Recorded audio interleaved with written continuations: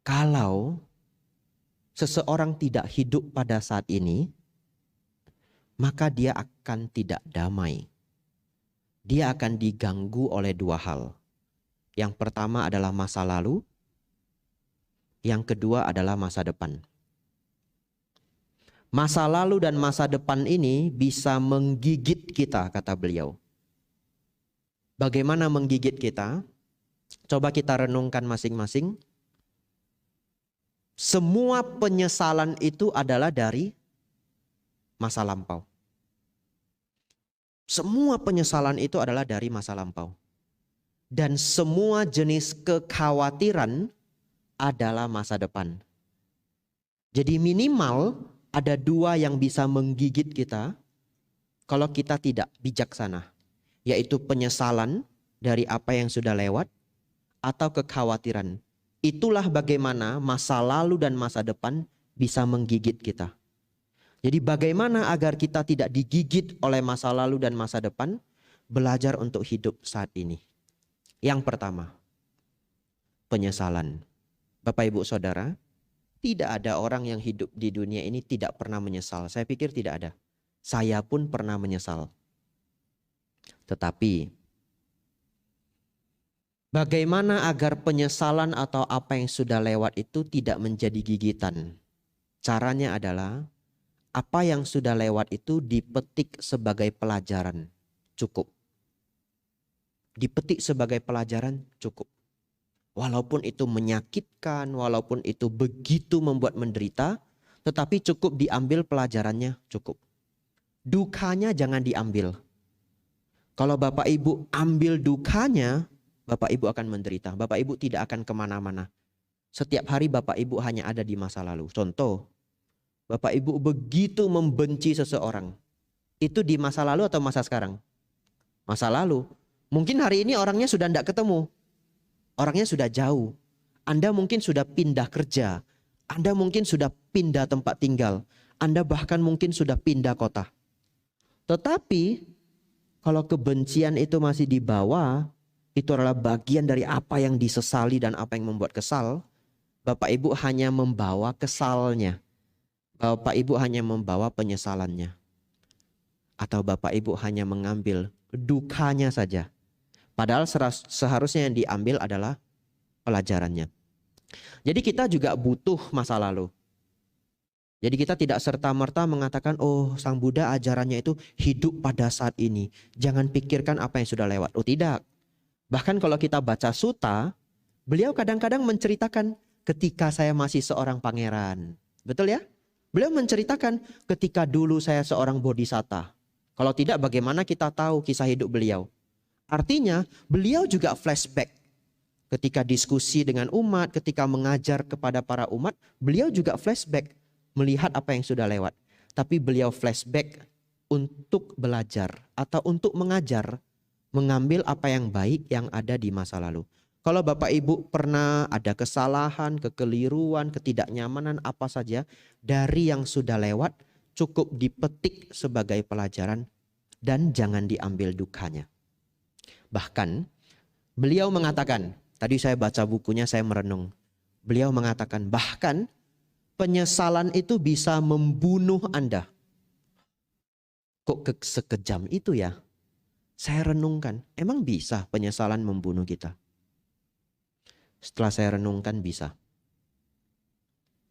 Orang yang punya problem, beberapa, akhirnya menjadi semakin stres, semakin stres, semakin stres, akhirnya punya gangguan saraf.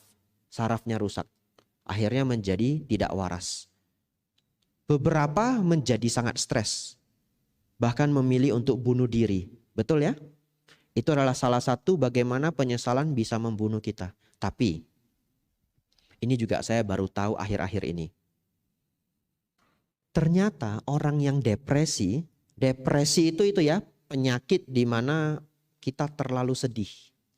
Sesungguhnya kalau kita ke rumah sakit ketemu psikiater, itu bisa dicek kadar hormon stres kita, kortisol. Kortisolnya tinggi sekali, artinya kita sangat stres. Dulu saya berpikir bahwa keadaan paling buruk dari depresi itu adalah dia orangnya bunuh diri. Mungkin dia sudah, enggak, untuk apa saya hidup di dunia ini? Enggak ada artinya, enggak ada maknanya. Sudahlah, mati saja. Dulu saya berpikir bunuh diri itu adalah level depresi yang paling tinggi. Rupanya saya salah Bapak Ibu. Rupanya depresi yang level paling tinggi adalah orangnya saking stres, badannya menjadi lumpuh. Saking stres badannya jadi lumpuh. Wah, saya tidak bisa bayangkan betapa stresnya. Dia masuk rumah sakit, badannya nggak bisa bergerak semuanya, persis seperti orang stroke berat. Tetapi di scan otaknya tidak ada sedikit pun penyumbatan otak atau kebocoran pecah pembuluh darah, istilahnya hemorrhagic. Tidak ada penyumbatan iskemik, tidak ada. Otaknya normal. Tapi dicek riwayatnya orang ini depresi semakin berat. Akhirnya seluruh badannya lumpuh. Coba merenung. Pernah tidak merasakan sakit hati yang sakit sekali? Apakah putus dengan pacar? Apakah bangkrut? Apa saja. Saya pikir Bapak Ibu punya pengalaman. Saya yang miskin pengalaman saja punya pengalaman itu. Loh kok Bante bilang miskin pengalaman? Lah saya kan gak berkehidupan rumah tangga. Betul ya? Nah, saya pun punya pengalaman itu. Coba renungkan sakitnya seperti apa. Sakit sekali ya ketika sakit hati itu. Tapi bayangkan ada orang di luar sana, saking sakit hatinya, badannya stop semua. Wah, saya tidak bisa bayangkan betapa kelam apa yang ada di pikirannya. Kalau orang itu dibiarkan tidak masuk rumah sakit, dia akan mati. Kenapa? Dia lumpuh, tidak bisa makan, tidak bisa minum, ya akhirnya mati. Betul ya? Kalau dia hidup sendiri, tidak ada keluarga sama sekali, seperti orang-orang sangat tua sekarang di Jepang, di Korea, mereka sudah mulai orang-orang sangat tua tapi tidak punya keluarga, ya mereka akan mati saja begitu.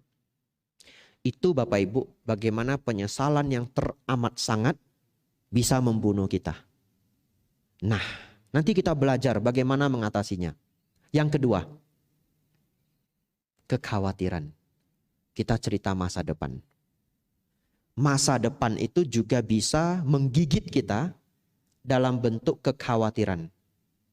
Dan itu tidak jarang. Sering saya ketemu orang yang terlalu khawatir. Padahal coba Bapak Ibu renungkan sepanjang hidup Bapak Ibu. Dari kita kecil, seberapa sering kita khawatir. Betul ya? Cukup sering. Apalagi ketika sekolah, ketika mau ujian, takut ini, takut itu. Tapi semuanya terlewati enggak? Ya akhirnya lewat juga. Betul ya? Akhirnya lewat juga. Dan seringnya kekhawatiran itu tidak membantu kita. Saya beri contoh. Ada dua orang anak. Si A dan si B sama-sama mau ujian minggu depan. Ujiannya sulit ini. Ujiannya sulit. Si A ya ada kekhawatiran, normal ya. Manusia khawatir itu normal. Jadi saya nggak bilang Bapak Ibu mulai detik ini jangan khawatir. Ya Bapak Ibu harus menembus arahat. Betul ya? Hanya seorang arahat yang tidak ada kekhawatiran sedikit pun. Tidak. Tetapi pesan hari ini adalah jangan terlalu larut ke dalam kekhawatiran. Tapi kekhawatiran kecil pasti ada. Itu manusiawi. Si A ini dia khawatir. Minggu depan ujian. Ujiannya sulit. Saya harus bagaimana? Fokus pada saat ini. In the present moment. Itu judul kita hari ini. Nanti saya bahas lebih lanjut. Fokus pada saat ini. Apa yang bisa dilakukan saat ini? Kalau minggu depan ujian. Belajar. Nyari para senior. Koci. Yang semesternya lebih tinggi. Ini biasanya gurunya ujiannya senangnya keluar apa ya? Betul ya? Nyari guru les. Alumni sekolah itu. Yang sudah kenal guru itu. Terserah. Anda fokus pada saat ini, kekhawatiran itu tidak membanjiri kita, tidak menggigit kita. Terus belajar, duduk belajar. Kalau Anda tidak belajar, nggak akan bisa Anda ujian. Tapi si B, dia khawatir sekali. Ujiannya susah ini gurunya killer. Sudah nulis sebagus mungkin pun, yang pinter cuma dapat C, apalagi saya. Jangankan C minus, jangan-jangan E minus gitu ya. Padahal E sudah 0 itu, jadi E minus itu nggak ada. Wah dia khawatir sekali. Terus bagaimana? Oh, dia pergi sembayang. Dia pergi ke Tuapek Kong, Kuantek Kong, Cek Kong, Sulu Kong. Wah, semua Akong, Datuk Kong. Semua dia datangi. Dia sembayang. Dia penuh kekhawatiran. Pertanyaan saya. Bisa kekhawatiran itu membawa manfaat untuk dia? Gak bisa. Gak bisa.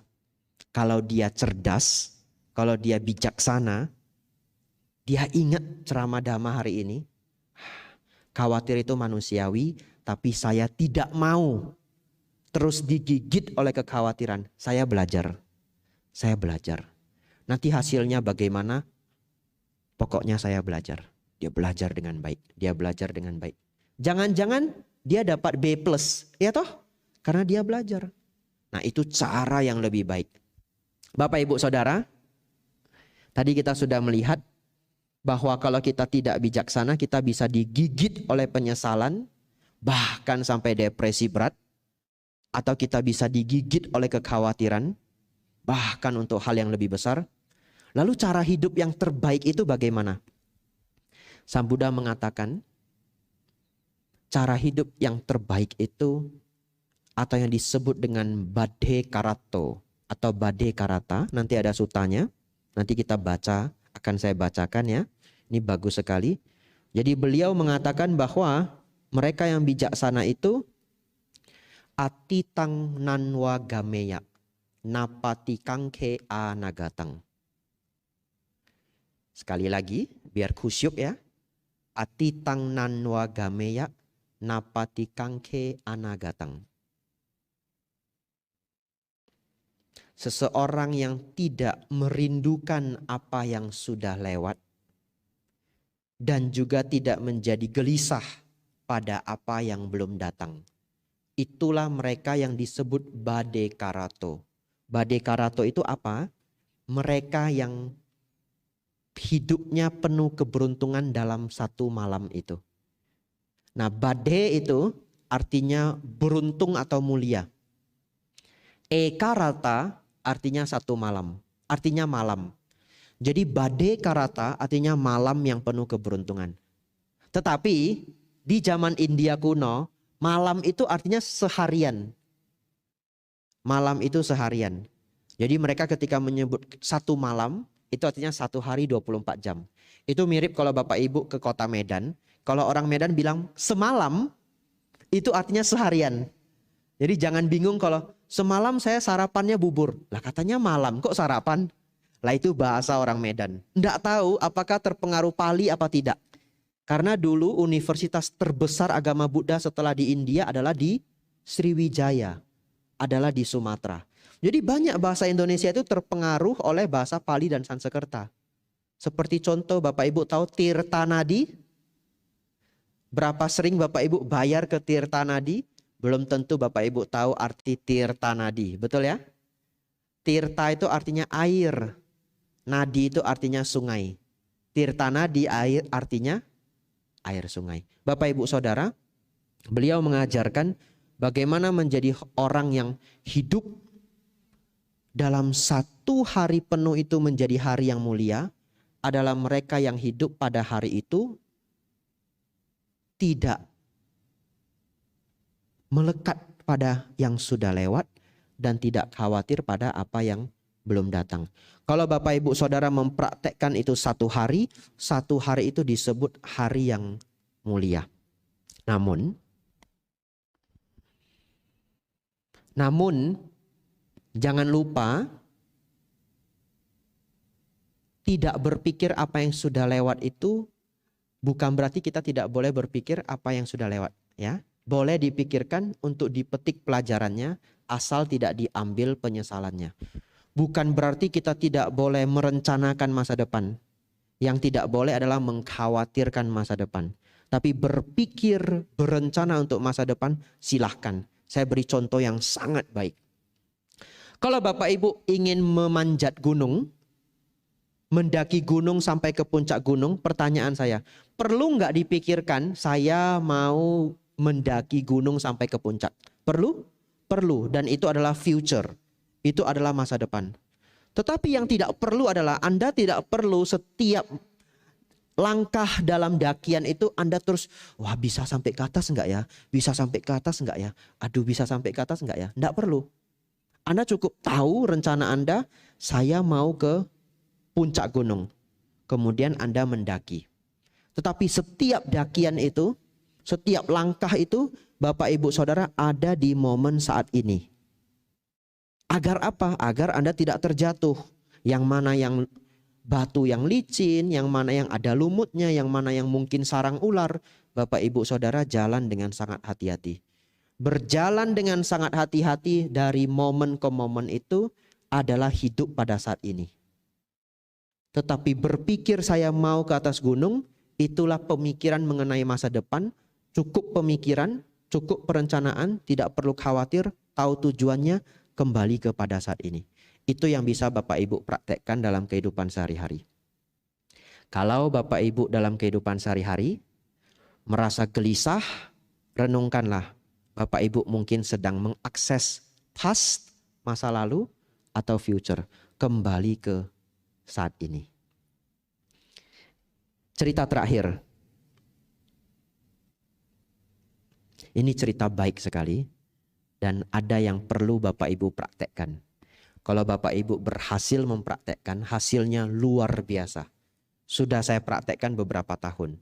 Hasilnya sangat luar biasa. Ada seorang Malaysia, dia orang Malaysia, dia kuliah ke Amerika. Namanya adalah Bro Tan. Tapi kebetulan yang namanya Bro Tan di Malaysia itu banyak sekali. Bahkan yang bangun Nalanda Institute di Malaysia, Nalanda Institute itu sebenarnya grup untuk belajar dhamma, jadi bukan tempat kuliah, mereka yang cetak buku ini. Nah bahkan Nalanda Institute ini yang foundernya adalah Bro Tan, tapi bukan beliau. Ada seorang murid namanya adalah Bro Tan, dia pergi kuliah ke Amerika. Tapi ketika dia kuliah di Amerika, dia stres karena pelajarannya sulit. Setelah dia stres sekali, dia berpikir begini, saya pergi ke klinik saja, jumpai dokternya. Toh kliniknya nggak usah bayar. Kadang di tempat kuliah atau sekolah ada kliniknya, lah itu nggak usah bayar. Ya dia pergi ke klinik itu. Akhirnya dokternya ngasih obat, pil warna merah, obat antidepresi. Oh kamu itu stres, kamu mengalami gejala depresi awal. Nah kamu minum obat merah ini. 1 hari 1. Akhirnya dia ambil, dia minum. Setelah dia minum obat antidepresi itu, depresinya berkurang. Depresinya berkurang. Tapi efek sampingnya apa? Gak bisa belajar. Kenapa? Ngantuk. Obat antidepresi itu ngantuk. Jadi sesungguhnya kalau Bapak Ibu dengar di masyarakat obat tidur, nggak ada yang namanya obat tidur setahu saya. Yang ada adalah suplemen membantu tidur, itu ada. Itu salah satu mereknya Lelap ya kalau saya nggak salah. Pabriknya Soho. Tetapi obat tidur itu nggak ada. Yang adalah obat antidepresi. Efek sampingnya tidur. Nah, jadi dia diberikan obat antidepresi, akhirnya dia ngantuk, nggak bisa belajar. Memang betul stresnya hilang, tapi nggak bisa belajar untuk apa? Toh dia ke Amerika untuk belajar. Dia datang lagi ke dokternya. Dokter, setelah saya minum obat warna merah ini, stres saya berkurang. Tetapi saya nggak bisa belajar. Lah nanti nilai saya bagaimana? Dokternya kasih obat lagi warna biru. Oh kalau kamu mau belajar, kamu minum ini. Mungkin ya, ini dugaan saya. Dokternya itu kasih obat untuk semangat. Biasanya isinya kafein. Tidak beda dengan kopi, tapi sudah dikapsulkan. Jadi setiap dia mau belajar, dia minum pil warna biru ini. Lalu beberapa minggu kemudian dia datangi dokternya lagi. Dokter, ada masalah baru. Apa masalahnya? Saya kan sering belajarnya malam. Jadi saya minum pil biru. Setelah itu apa efeknya? Saya nggak bisa tidur. Betul ya? Pagi minum obat anti stres, sore minum obat kafein. Ya nggak bisa tidur. Dokternya ini kreatif sekali. Nggak tahu ini benar apa salah caranya. Dokternya tambahin lagi 1 pil. Kamu kalau mau tidur kamu minum ini. Akhirnya dia setiap hari minum 3 pil. Dan itu berjalan selama 4 bulan. Setelah 4 bulan, dia sendiri khawatir. ini baru 4 bulan, saya sudah ketergantungan 3 jenis obat ini. Nanti lama-lama bagaimana? Saya kok merasa seperti robot begitu. Kalau stres, pil merah. Mau belajar, pil biru. Kalau mau tidur, pil yang terakhir. Ini saya seperti robot ini. Lalu dia mulai khawatir, takut badannya itu kena efek samping obat. Akhirnya dia mencari tahu, ada enggak cara yang lebih baik? Dan dia menemukan satu hal yang luar biasa. Dan ini sudah saya praktekkan beberapa tahun. Hari ini saya share ke Bapak Ibu Saudara. Dia menemukan teknik namanya mindful breathing. Nafas berkesadaran. Gampang sekali caranya. Caranya adalah bernafas dengan rileks, tenang dan mendalam. Dan agak pelan. Karena kalau kita nafas mendalam kan pelan ya. Buangnya juga pelan. Tidak perlu sampai tidak nyaman. Jadi pelan saja. Yang penting cukup pelan tapi tidak sampai menimbulkan ketidaknyamanan. Coba kita praktek bersama. 5 detik saja Bapak Ibu Saudara tarik nafas yang panjang ya. 1, 2, 3 tarik nafas panjang.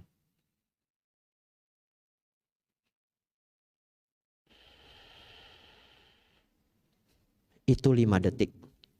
Bapak Ibu Saudara, ada yang merasakan lebih tenang sedikit? Saya pikir ada ya. Lebih rileks. Padahal hanya 5 detik. Kenapa demikian? Ternyata ketika kita menarik nafas dengan rileks dan tenang, selama 5 detik tadi, pikiran kita tidak ada di masa lalu dan tidak ada di masa depan. Pikiran kita ada di mana? Di nafas. Dan nafas itu adalah saat ini, present moment, momen saat ini. Jadi selama 5 detik tadi Bapak Ibu tidak ada di masa lalu, tidak ada di masa depan. Bapak Ibu tidak bisa digigit oleh penyesalan dan tidak bisa digigit oleh kekhawatiran. Itu ibarat kata, kalau Bapak Ibu selama ini punya beban batin, ibarat mengangkat 2 koper yang besar selama ini, 5 detik tadi itu kopernya diletakin. Tenang, damai. Tapi habis itu kopernya diangkat lagi. Bapak Ibu Saudara, akhirnya Brotan itu mempraktekkan ini. Setiap kali stres itu muncul pada dirinya, merasa tidak nyaman di batin, dia langsung mindful breathing, nafas berkesadaran. Nafas yang tenang, rileks dan mendalam. Tujuannya bukan juga seperti kalau kita ingin bermeditasi 10 menit, 20 menit. Tidak. Hanya sekedar 20 detik, 30 detik. Cukup. Bahkan kalau tidak ada banyak waktu, 10 detik cukup.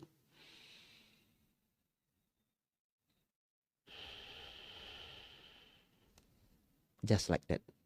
Kemudian Brotan ini melatih ini sebagai latihan. Daily practice-nya dia. Latihan keseharian. Caranya bagaimana?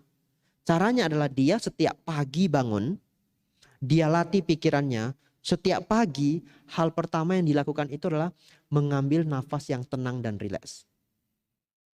Jadi begitu bangun pagi, dia rileks. Dan itu butuh effort, butuh usaha beberapa hari.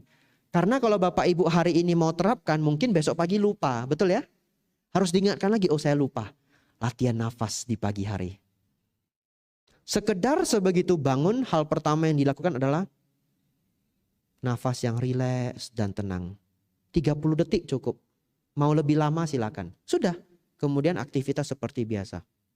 Yang kedua, setiap kali dia menunggu apa saja.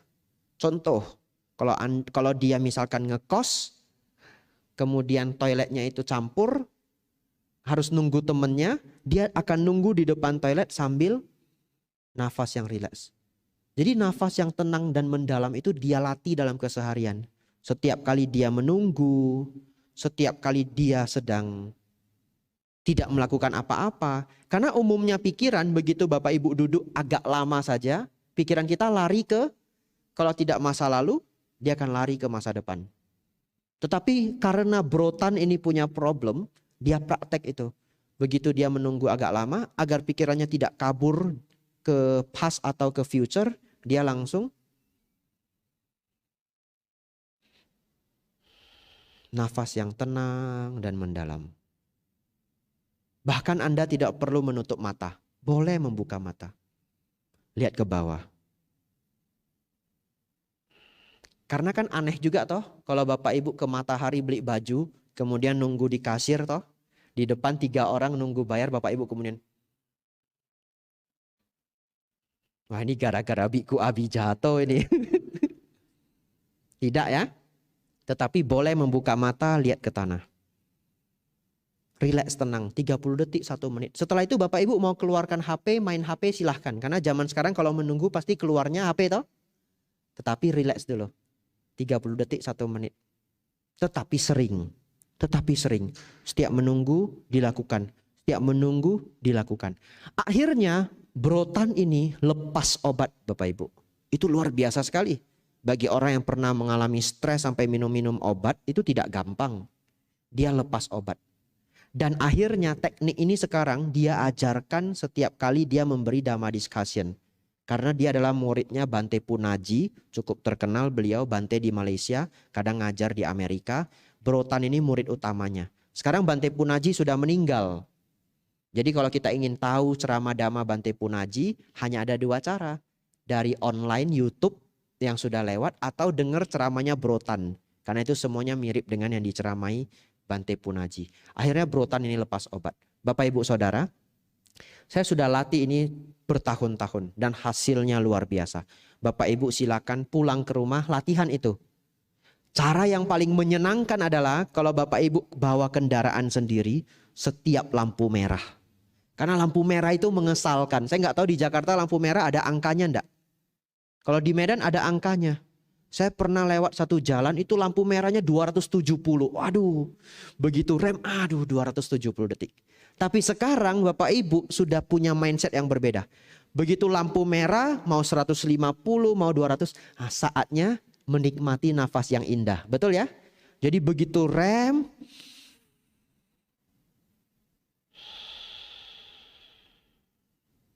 momen yang indah sekali. Menunggu itu jadi menyenangkan. Tapi ini butuh proses ya. Coba dilakukan dulu 2-3 bulan. Percaya saya hasilnya luar biasa. Menunggu lampu merah, nafas masuk. Nafas keluar. Pelan, rileks dan mendalam.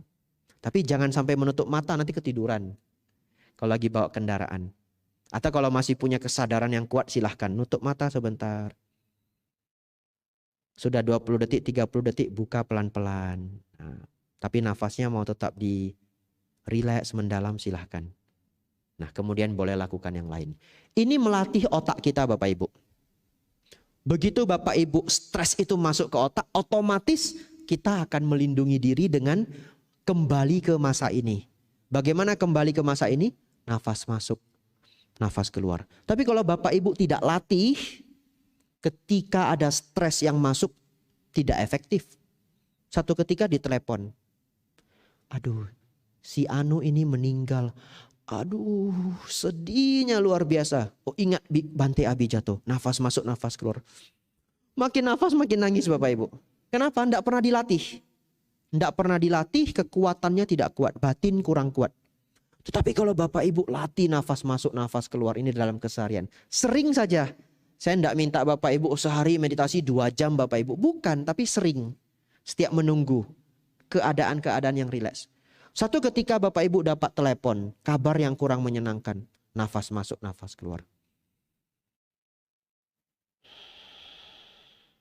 Terasa sekali, stres yang hadir itu langsung berkurang. Entah 50%, entah 60%.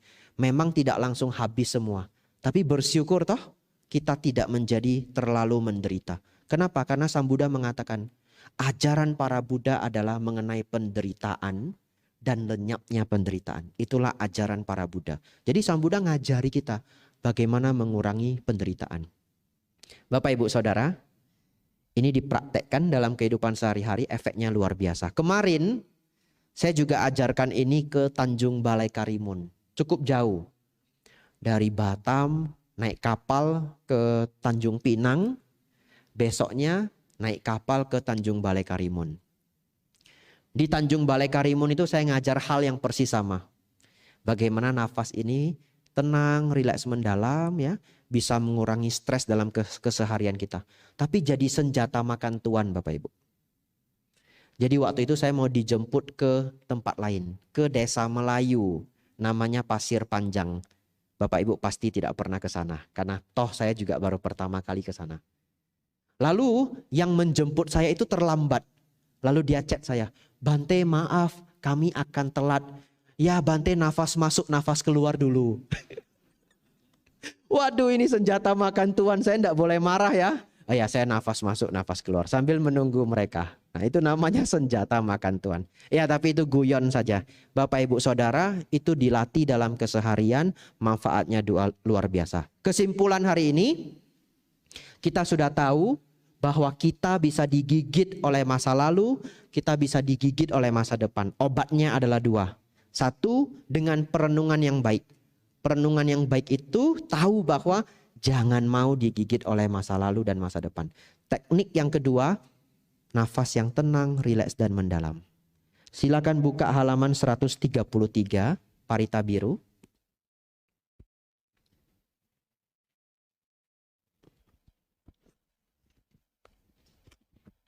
Ada suta namanya Bhade Karatagata.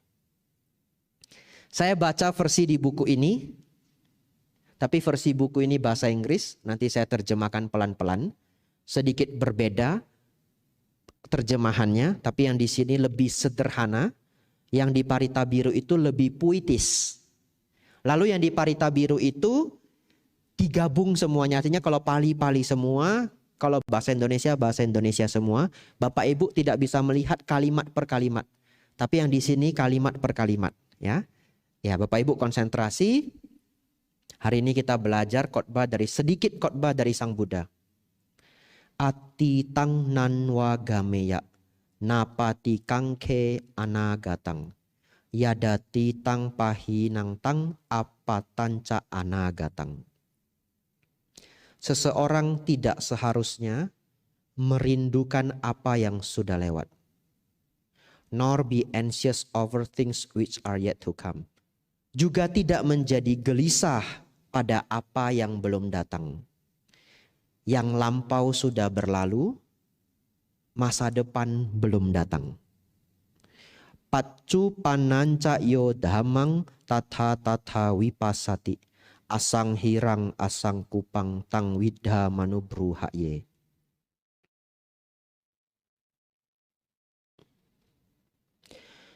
Siapapun yang melihat dhamma secara langsung di saat ini, begitu jelas seperti apa adanya, tidak tergoyahkan, immovable, tidak dapat dipindahkan dan membawa keamanan. Seseorang harus mengumpulkan hal-hal seperti itu dalam hidupnya. Ajewa kicama tapang, kojanya maranang suwe, nak hino sanggarang tena maha senena macuna.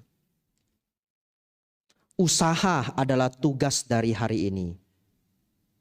Yang mana kematian mungkin datang hari esok. Kita tidak punya kekuatan untuk berlindung dari kematian dan pasukannya. Ewang wihari mataping, ahorata matanditang, tangwe bade karatoti santo acikate muni. Orang bijaksana yang damai berkata kepada mereka yang berjuang, janganlah malas di dalam keseharian, baik siang maupun malam. Dan mereka memuji orang yang hidup walaupun dalam satu malam yang mulia. Satu malam yang mulia itu tadi, Bade Karata. Jadi Sang Buddha mengatakan mereka yang bisa hidup pada present moment, pada saat ini, tidak digigit oleh masa lalu, tidak digigit oleh masa depan, itu adalah orang yang memiliki satu hari yang beruntung, satu hari yang mulia. Satu hari yang mulia itu disebut Bade Karata. Dan orang yang menjalaninya disebut Bade Karato. Bapak Ibu Saudara, saya menghimbau. Kalau Bapak Ibu bisa praktekkan teknik nafas yang tadi saya bagi. Kalau Bapak Ibu stres, Bapak Ibu bisa baca parita ini. Halaman 133. Baca sendiri di rumah. Bante, di rumah tidak ada parita biru. Ya bisa, sepertinya di sini ada bursa. Kalau saya tidak salah, bisa ambil di bursa. Atau bisa download di Android. Namanya My Parita. Bahkan My Parita itu ada audionya. Dan itu sepertinya suara dari Bante Damadiro. Jadi Bapak Ibu kalau stres ya, kalau Bapak Ibu digigit oleh penyesalan, digigit oleh kekhawatiran, baca Bade Karata Parita halaman 133. Kemudian jangan lupa nafas yang rileks, tenang dan mendalam. Bapak Ibu Saudara, itu pesan dhamma saya hari ini. Tidak terlalu mendalam, tapi kalau Bapak Ibu praktekkan sangat bermanfaat. Semoga kelak saya datang lagi, ada yang datang, Bante, sudah saya praktekkan, beneran bermanfaat. Kemarin saya ajarkan hal yang sama di Samarinda. Besoknya ada ibu-ibu yang datang. Ya tidak saya sebutkan namanya. Bante, tadi pagi itu saya hampir kesenggolan sama mobil. Wah sudah mau marah saya Bante. Langsung nafas masuk, nafas keluar. Marahnya berkurang. Semoga nanti bisa dipraktekkan. Semoga semua makhluk hidup berbahagia. Sabe sata bawantu sukitata. Semoga semua makhluk hidup berbahagia.